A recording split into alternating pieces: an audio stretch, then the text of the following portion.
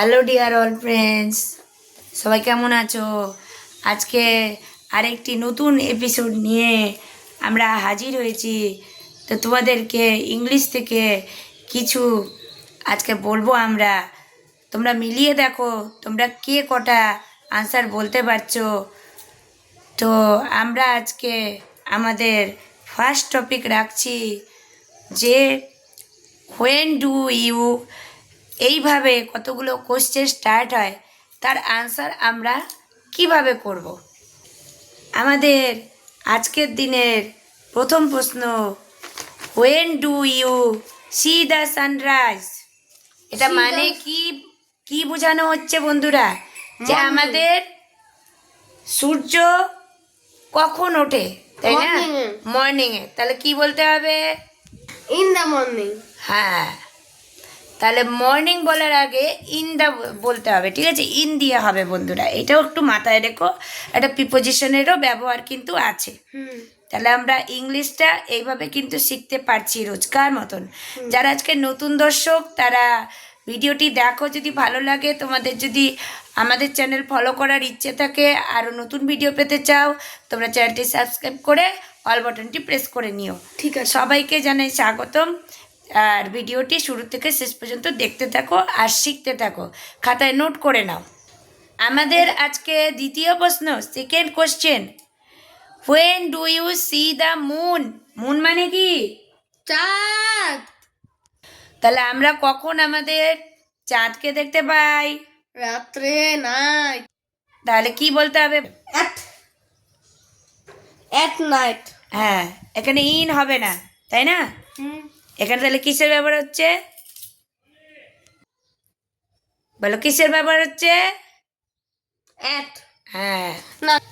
আমাদের তৃতীয় প্রশ্ন, when do you see the sunset.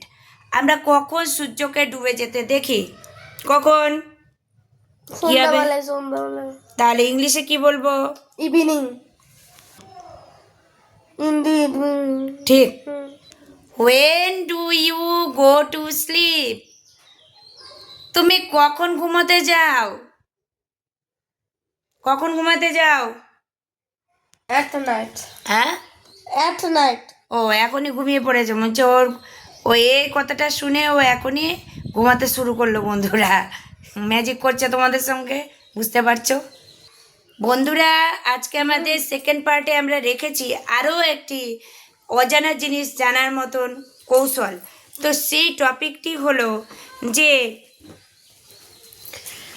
আমরা কিছু জেনে নিই যে দ্য বাইট অফ এ, তারপরে গ্যাপ থাকলো, ইজ পেইনফুল, মানে কি কামড়ালে আমাদের ব্যথা লাগে? মৌমাছি কামড়ালে ব্যথা লাগে। তাহলে ইংলিশে কি লিখবে? B. B, B double E B. আচ্ছা, তারপরে আছে second question, grasshopper jumps on the grass or water. কি হবে? কিসের উপর দিয়ে যায় গ্রাসহপার? কি ঘাসের উপর দিয়ে না জলের উপর দিয়ে? ঘাসের উপর দিয়ে। কি হবে? ঘাস। আমাদের তৃতীয় প্রশ্ন, question number 3, insects usually have pair of wings. কটি পেয়ার থাকে ডানাতে? দুটি কি তিনটি? দুটি। কটি? দুটি। হ্যাঁ, তাহলে কি হবে? Wings. Two pair of wings. Two pairs of wings. আচ্ছা, আমরা আজকে লাস্ট একটি কোশ্চেন জানবো। ভালো লাগলে অবশ্যই লাইক কমেন্ট করে জানাতে ভুলো না বন্ধুরা, আর বন্ধুদের সাথে বেশি বেশি করে শেয়ার করো। আচ্ছা, বলো তো বন্ধুরা, তোমরা কি জানো যে কারা হচ্ছে খাদ্য সংগ্রহ করে? অ্যান্ট নাকি ফ্লাই? হু স্টোরস ফুড? কারা খাদ্য জমা করে? অ্যান্ট। অ্যান্ট। অ্যান্ট মানে কি? পিঁপড়া।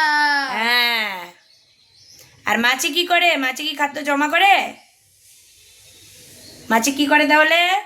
ঘুরে। হ্যাঁ, আর খাবারে বসে, তাই না? ঠিক আছে, তাহলে বন্ধুরা এপিসোড